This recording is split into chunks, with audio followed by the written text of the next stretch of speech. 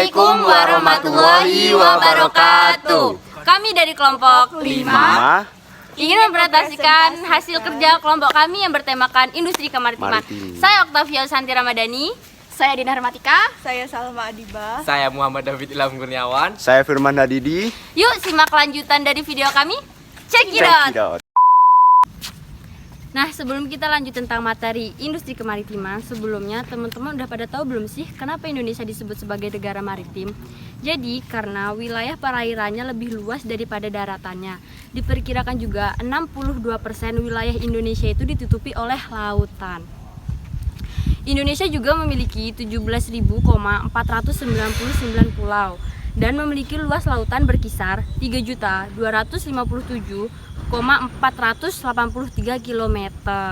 Itulah sebabnya Indonesia disebut sebagai negara maritim. Nah, sebagai negara maritim, Indonesia berpotensi sebagai poros maritim dunia sehingga tidak menutup kemungkinan industri kemaritiman Indonesia memiliki potensi yang cukup baik pula.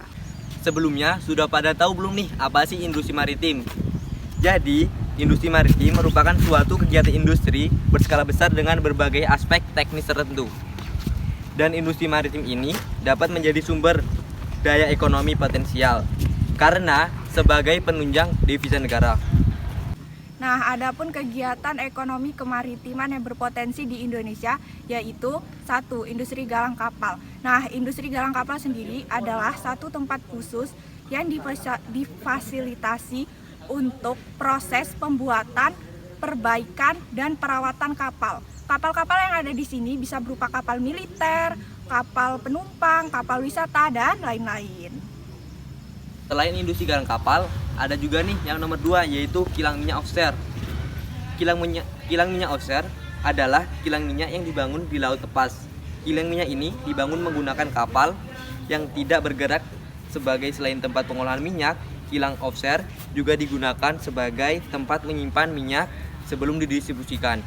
Industri maritim juga memiliki subindustri loh, yaitu perikanan, penangkapan ikan, dan juga transportasi laut. Lalu permasalahan apa saja sih yang ada pada industri kemaritiman? Yang pertama yaitu aspek safety atau keamanan. Karena pengoperasionalan suatu kapal atau industri maritim tidak terlepas dari lingkungan laut yang dapat membahayakan kapan saja.